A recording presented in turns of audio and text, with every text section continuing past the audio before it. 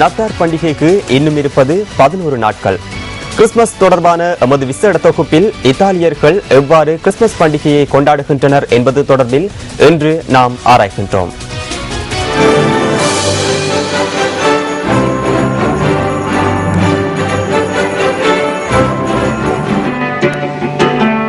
இத்தாலியில் கிறிஸ்துமஸ் பண்டிகைக்கு 2-3 வாரங்களுக்கு முன்பே அதற்கான ஆயத்தங்களில் அந்த நாட்டு மக்கள் ஈடுபடுவர். குறிப்பாக பண்டிகைக்கு 8 நாட்களுக்கு முன்பே நவநாள் ஆராதனைகளில் ஈடுபடுவர்.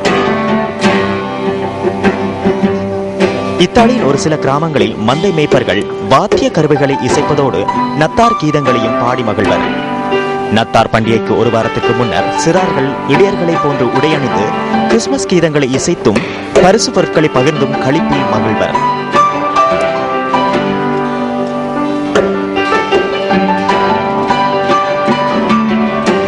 குடும்பங்களில் மெழுகுவர்த்திகளை கொளுத்தி கூட்டாக இணைந்து குடும்பமாக ஜெபிக்கவும் இவர்கள் மறப்பதில்லை.